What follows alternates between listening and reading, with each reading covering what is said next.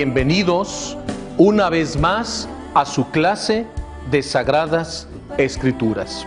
Estamos en el tema de la orografía de Israel y hemos venido trazando un mapa que es conveniente que ustedes también lo tengan en su apunte, y así cuando ustedes compartan la palabra de Dios con sus hermanos puedan ya estar familiarizados con este mapa que hemos hecho tantas veces: el río Jordán, el mar de Galilea, continúa el río Jordán y finalmente se forma el conocido mar de la Sal o mar Muerto y el mar Mediterráneo.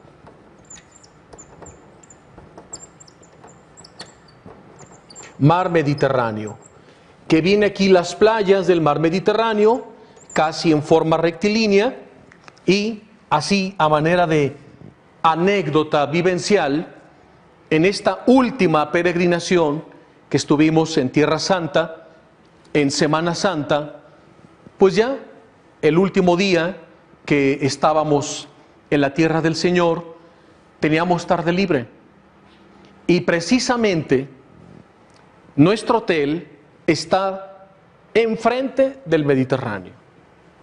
Entonces era increíble cuando yo abrí la cortina de la habitación, porque todas las habitaciones, pues lógico, dan al mar Mediterráneo. Aunque hay otras vistas hermosísimas donde se ve parte de la gran ciudad de Tel Aviv, pero la mayoría se ve el mar Mediterráneo de un color increíble. Era una tarde, estaba haciendo algo de calor, el grupo estaba muy emocionado. Yo les conté pues cuántas veces San Pablo había surcado para ir a evangelizar el Mediterráneo, y pues también San Pablo, también San Juan, los apóstoles y muchos santos a través de la historia.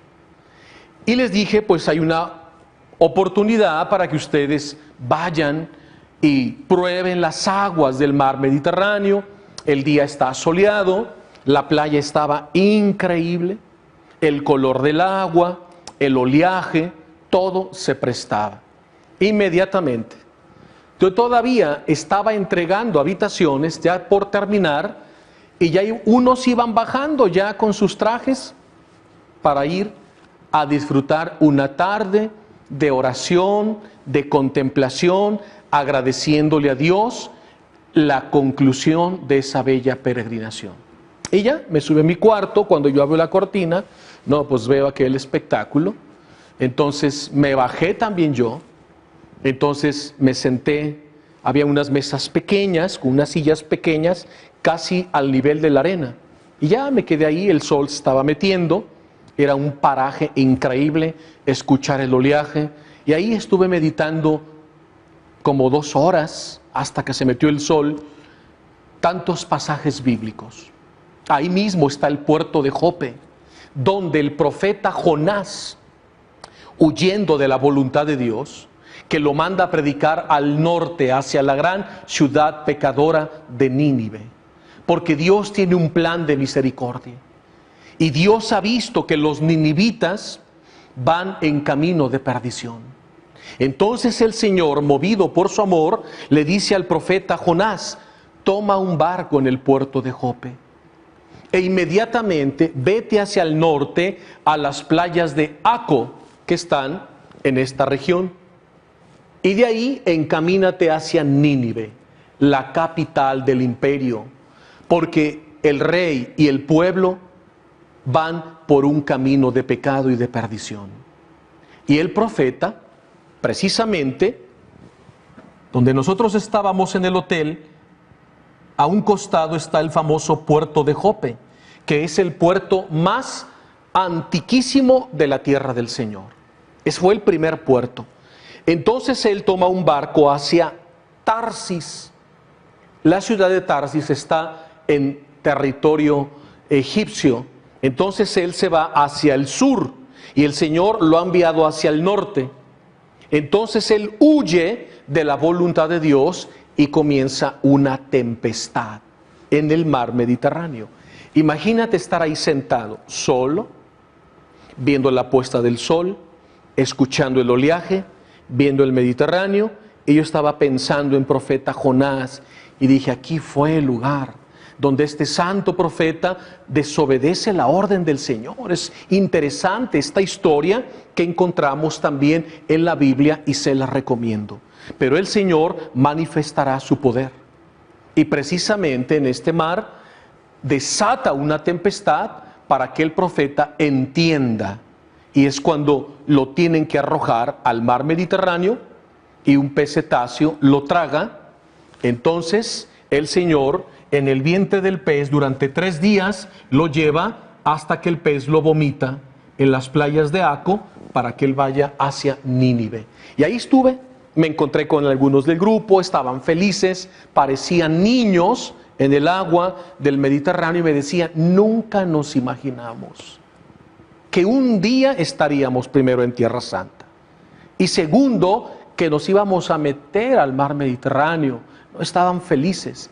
Y me decía, mira, te ves tan a gusto ahí. Yo no, estoy meditando en la historia del profeta Jonás, que me apasiona y que me da un gran mensaje. Nunca ir en contra de la voluntad de Dios.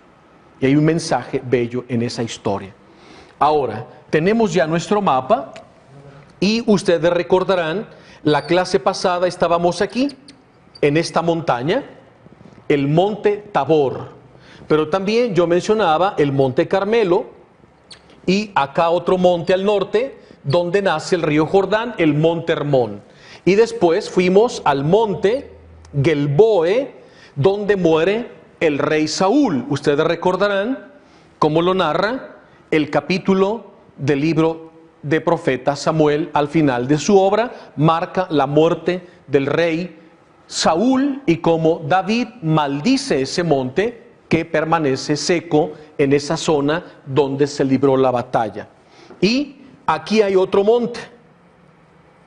Y este recibe el nombre, para que vayan completando su apunte, el monte Ebal. Y el libro de Josué, capítulo 8, nos narra cómo Josué, con todo el pueblo de Israel, toda la nación, se reúnen precisamente en el monte Ebal para renovar la alianza con Yahvé, porque Josué está tan agradecido con Dios, porque ha podido conquistar la tierra santa, la tierra prometida. Y Josué, sucesor de Moisés, logra derrotar a más de 32 ejércitos enemigos y se ha establecido en la tierra santa con las 12 tribus de Israel. Entonces Josué dice, no podemos quedar así, vamos a la montaña, símbolo de adoración, de elevación y de encuentro con Dios, a pactar y renovar la alianza. Y ahí Josué renueva y bendice el monte Baal en agradecimiento por todas las batallas que Dios le concedió durante la conquista. Pero ahora nosotros nos vamos a centrar en otro monte en la zona de Samaria. Aquí mismo hay otro monte. Este monte es importante. Este es el monte Garizim. El monte Garizim. Y el monte Garizim era el lugar de culto del pueblo samaritano. Y el Evangelio de San Juan, en el capítulo 4, voy a poner aquí la referencia, Juan capítulo 4, nos habla de un hermoso encuentro entre Jesús el Señor y la samaritana. Miren, cuando se estudia la orografía de Israel, muchos maestros hacen un estudio a veces demasiado técnico y solo se limitan a mencionar la ubicación, como estamos haciendo, los nombres, la altura, el clima, y se acabó la clase. Y cuando tú recibes una clase de orografía así, pues estás sentado con tu maestro de Biblia y como que no te dice nada. No apasiona, no edifica, no es espiritual. Pero muchos maestros, y les digo esto, porque sé que muchos van siguiendo las clases de Biblia para sus escuelas bíblicas, en parroquias y en otros muchos lugares. Los montes de la tierra del Señor solo son el pretexto para entrar al texto bíblico. Si tú describes un monte y das el nombre, la ubicación, la altura, y dejas que el alumno se quede con eso, pues no le estás alimentando. No le estás dando la palabra de Dios. Tienes que ir a un acontecimiento en relación a ese monte o cerca del monte para poder citar el Evangelio. El pretexto es el nombre y la ubicación del monte. Lo verdaderamente importante es dar la palabra de Dios. Les digo esto porque durante tantos años hemos compartido estas clases y normalmente yo en una clase de orografía me puedo tardar 3, 4, hasta 5 clases. Y yo recuerdo que había maestros que se la aventaban en una. Y yo le decía, oye, ¿cómo que diste orografía en una clase? Sí, hicimos el mapa, les señalé los montes, les puse los nombres, las alturas y ya. Y yo les decía, ¿y a eso le llamas una clase de Sagradas Escrituras? ¿Con qué se quedaron los alumnos? Con una información. Y para llenarse de información, no necesitan un maestro de Sagradas Escrituras. Basta que ellos en el Google, o Google, como le quieran llamar, le llaman de muchas maneras, se metan, busquen la orografía y ellos mismos la descubren. El alumno necesita algo más que solo descubrir montes. Los montes son el pretexto para ir al texto bíblico. Entonces, cuando tú en una clase de Biblia ubicas el monte, el nombre, puedes dar la altura, el clima, lo que quieras, pero siempre mete un texto bíblico. Porque entonces estás alimentando el alma, estás dando la palabra de Dios, y así en todas las clases. Lo mismo va a ser en la hidrografía. El pretexto son el mar, los ríos, los lagos, para meter textos bíblicos ahí. No solamente dar la información del lago y la profundidad, y cuánto mide de ancho, y a cuántos metros está bajo el nivel del mar. Eso es como una clase de geografía fría, que no edifica. Hay que citar pasajes en torno al lago, citar pasajes en torno al río, citar pasajes y anécdotas en torno al mar Mediterráneo y en torno al mar Muerto. De lo contrario, corremos el peligro de dar clases de Biblia, sin Sagradas Escrituras. El verdadero y auténtico maestro de Sagradas Escrituras cita la Sagrada Escritura. Si no, no pueden ser llamadas clases de Biblia. Siempre hay que ir al texto bíblico. Y Juan capítulo 4 dice, voy a leer a partir del versículo 4. Lucas 4:4. En su viaje Jesús atravesaba la región de Samaria, toda esta zona. Y vean lo que nos describe Juan. Llegó a un pueblo llamado Sicar, cerca del territorio que Jacob dio a su hijo José. Allí estaba también el pozo de Jacob. Atención. Jesús, fatigado por la caminata, ¿escucharon bien? Jesús también se fatigaba, como nosotros. Cuando los peregrinos van recorriendo la Tierra Santa, también nos fatigamos y les decimos, recuerden que el Señor en sus correrías de misión y de apostolado también se cansaba y se fatigaba. Y Jesús llegó y se sentó en el pozo de Jacob para descansar. Y vean lo que va a ocurrir.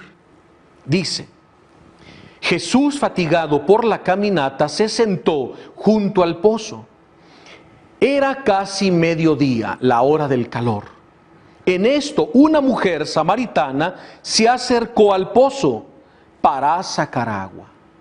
Jesús la miró y le dijo: Mujer, dame de beber. Los discípulos habían ido al pueblo a comprar alimentos.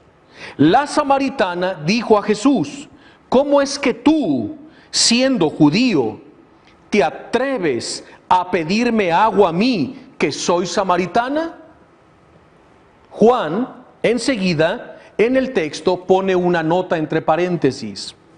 Hay que señalar que los judíos y los samaritanos no se trataban. Por eso la mujer samaritana va a ser grosera con el Señor Jesús y no le responde con amabilidad, sino: como tú, siendo judío, me pides a mí, que soy samaritana, que te dé de beber. Aquí quedémonos en ese primer encontronazo entre el Señor Jesús y la samaritana en el pozo de Jacob en torno al monte Garizim. Regresamos.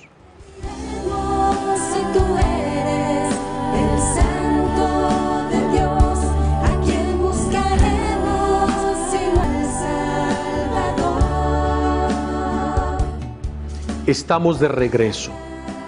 Estamos en ese diálogo entre Jesús y la samaritana. La samaritana ha sido un tanto grosera. Como tú, siendo judío, me pides a mí que te dé de beber agua. Pero el Señor, con su gran amor, con su ternura, pasando por alto las palabras hirientes de la samaritana, Jesús está mirando el corazón de esa mujer.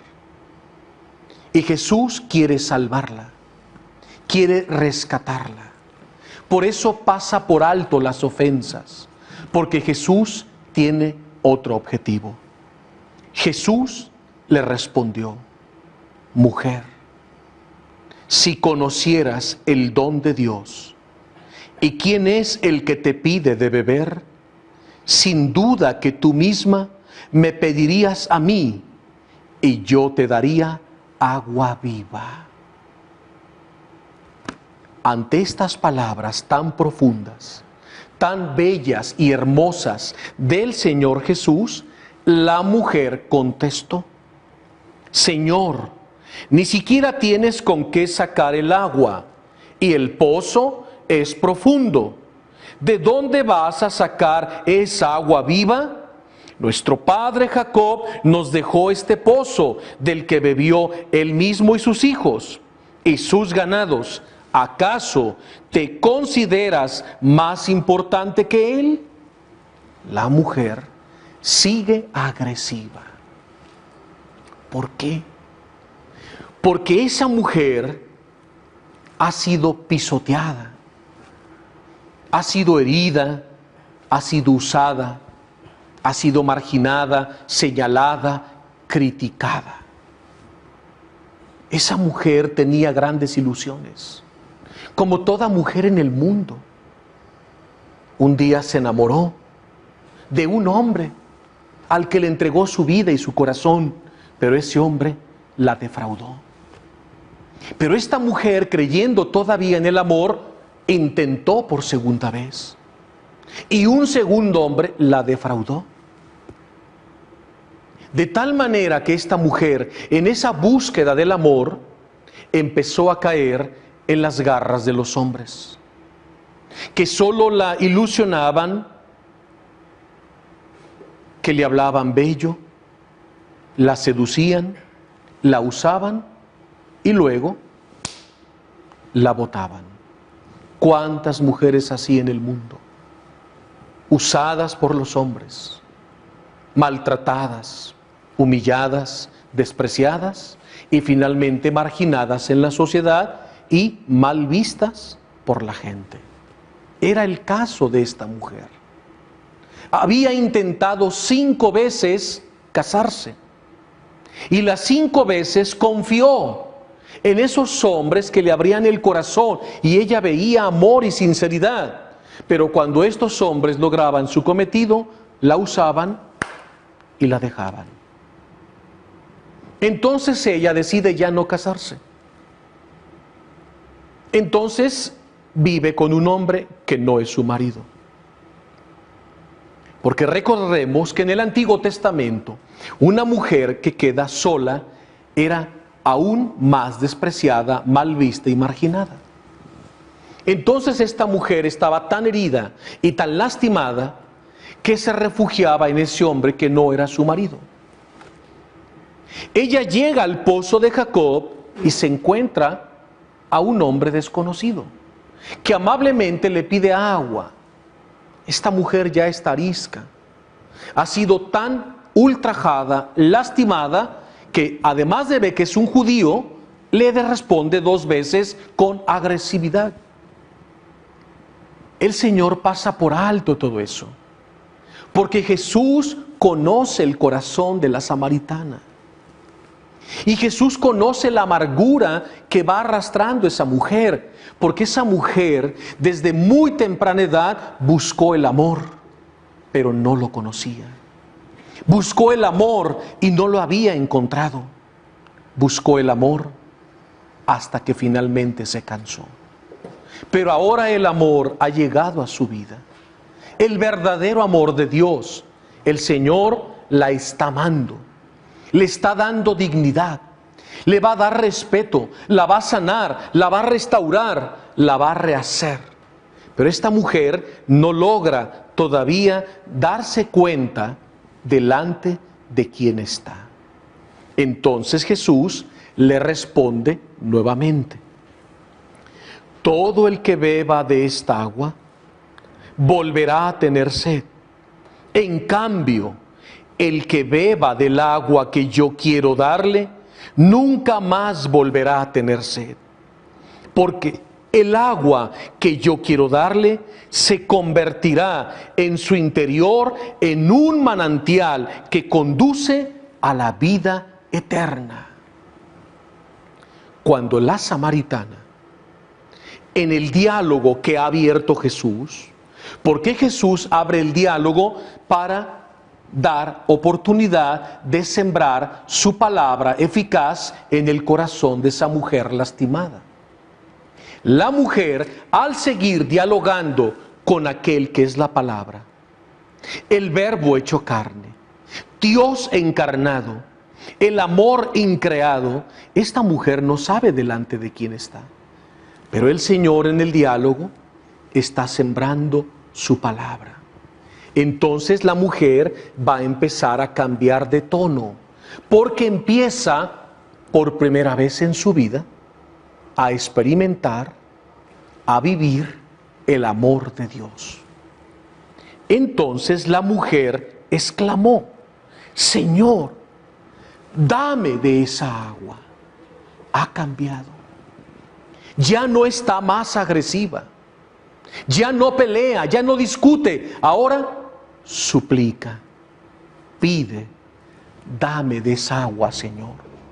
Y eso era precisamente lo que quería Jesús: subyugar, enamorar ese corazón para abrirlo y hacer que de ese corazón amargo brotaran torrentes de agua viva. ¿Cuánto tenemos que aprender de la estrategia evangelizadora de nuestro Señor Jesús? Quédate meditando y pregúntate: ¿y yo cómo estoy evangelizando? ¿Realmente me parezco a Jesús? Quédate meditando esto y regresamos enseguida para ver el desenlace final de esta historia de amor. Volvemos. Señor, ilumina.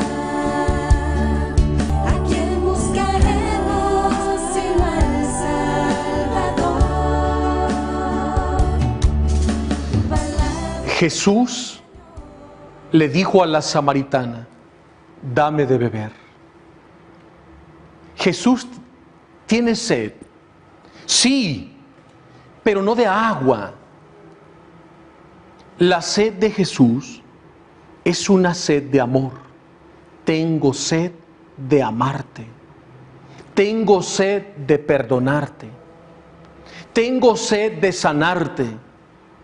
Tengo sed de salvarte. Quiero tu alma, quiero tu redención. Quiero otorgarte el perdón. Quiero arrebatarte para el reino de mi Padre. Para eso he venido. Esa es la sed de Jesús. Y esta mujer va a ir descubriendo en el diálogo que ese hombre es el Mesías. Ahora la samaritana ya está pidiendo: Señor, dame de esa agua para que no tenga más sed y no tenga que venir hasta aquí a sacar el agua. Cuando la mujer ya cambió de actitud y ya pide, suplica, ya anhela, desea esa agua, Jesús le dice: vete a tu casa y llama a tu marido y regresa aquí. En esta hora Jesús ya ha puesto el dedo en la llaga del corazón de la mujer samaritana. ¿Quieres de esta agua? Trae a tu marido.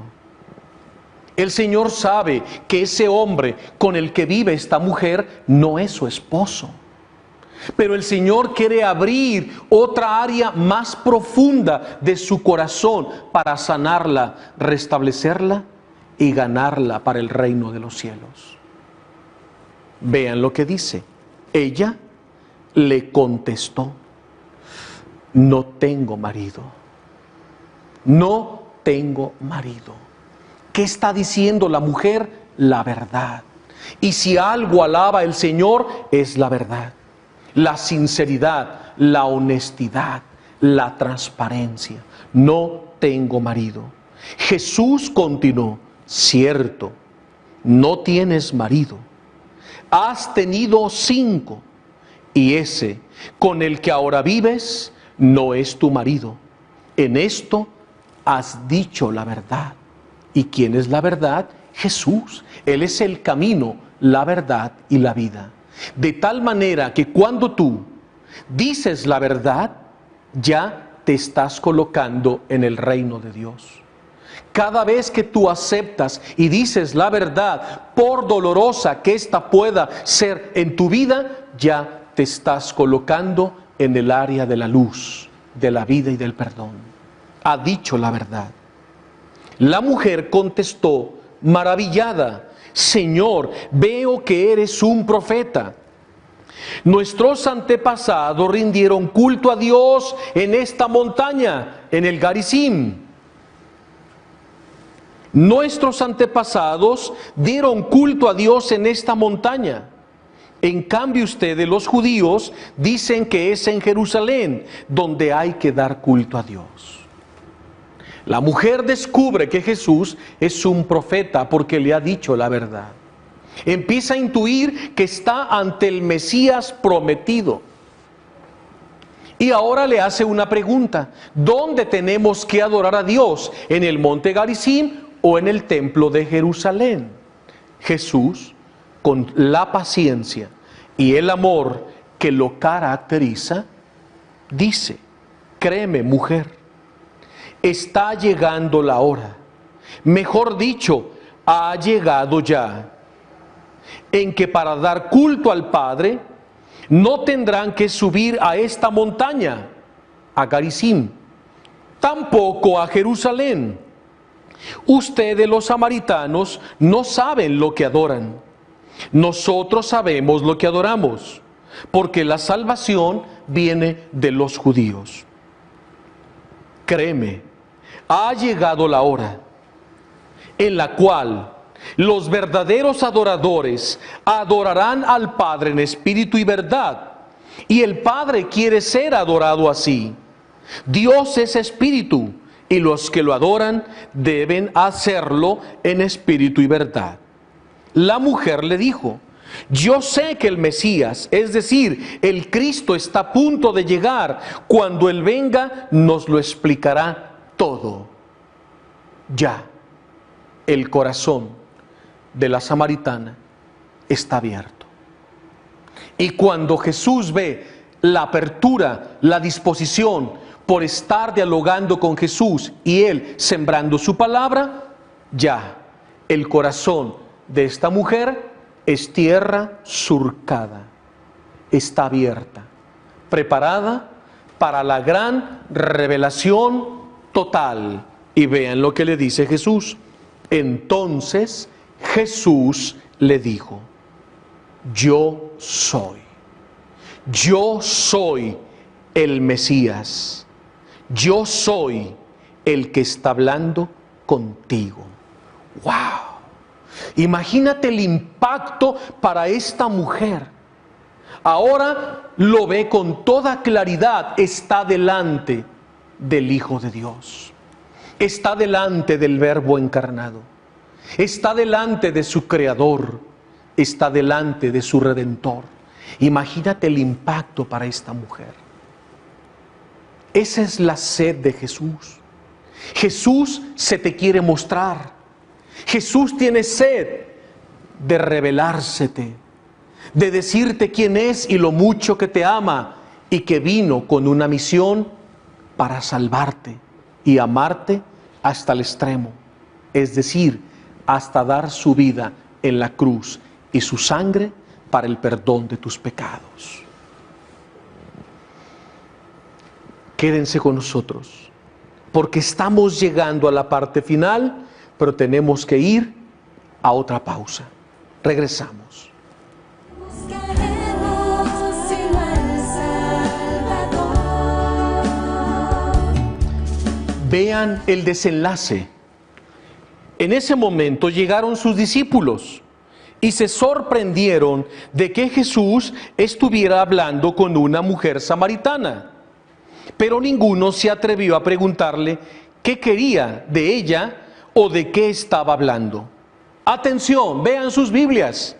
La mujer dejó allí el cántaro y se fue, entró al pueblo y empezó a predicar en todo Samaria: vengan, vengan a ver a un hombre que me ha dicho toda la verdad. ¿Acaso será el Mesías esperado? Entonces despierta la expectación en todos los habitantes de Samaria. Y gracias a la predicación, al testimonio de esta mujer samaritana, todo el pueblo fue al encuentro de Jesús.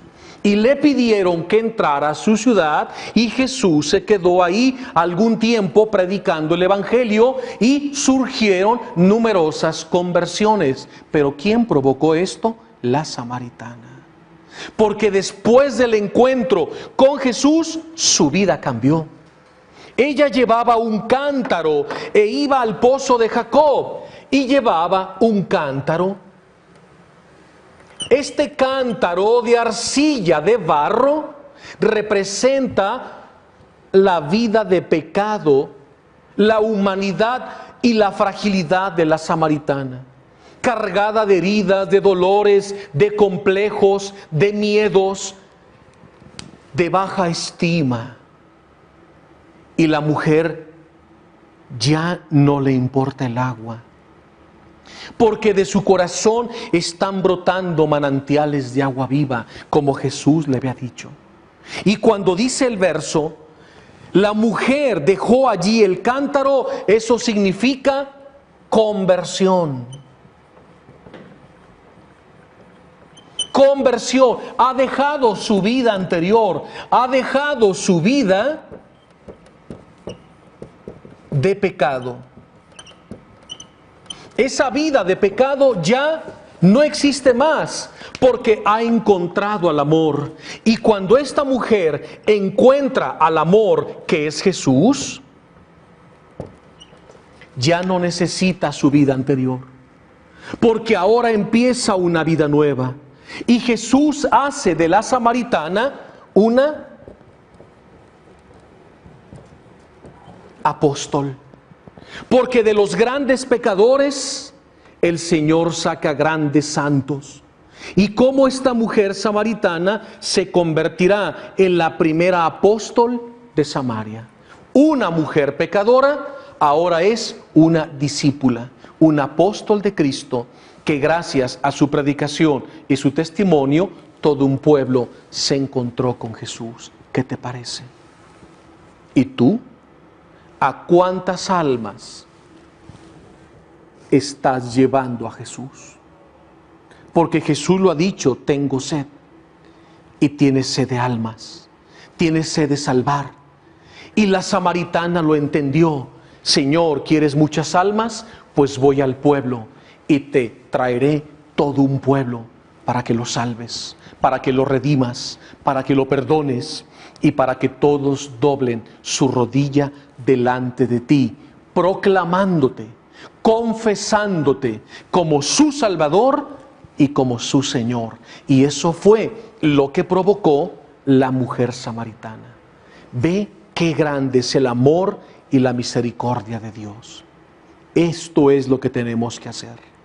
No solo quedarnos con el nombre y la altura y la ubicación de un monte. El monte es el pretexto para ir a encontrarnos con Jesús en el texto bíblico. Eso es lo que tenemos que enseñar cada vez que entremos al mundo de la Biblia. La geografía es el pretexto para ir al texto bíblico. Así que alégrense. Y para concluir, pues nos han estado llegando noticias de cómo en muchos lugares, gracias a la señal de María Visión y su clase de Biblia, se están formando en muchos lugares escuelas bíblicas. De hecho, este fin de semana viene un sacerdote de la Orden del Verbo Encarnado, el padre Leonardo, que va a quedarse con nosotros, con un servidor, porque viene expresamente, él es un sacerdote argentino, pero ahora está trabajando en Ecuador y viene expresamente a entrevistarse con nosotros porque tiene un gran proyecto de en Ecuador fundar escuelas bíblicas. Y dice, quiero todo el material y toda la experiencia. He seguido las clases por María Visión y deseo ser un apóstol que lleva a otros lugares la palabra de Dios. Ya me mandó parte de su proyecto, nos vamos a reunir este fin de semana. ¿Ustedes creen que no nos da alegría cuando el Señor nos deja ver estos tremendos frutos? Todo sea para gloria de Dios. Muchas gracias, que Dios los bendiga.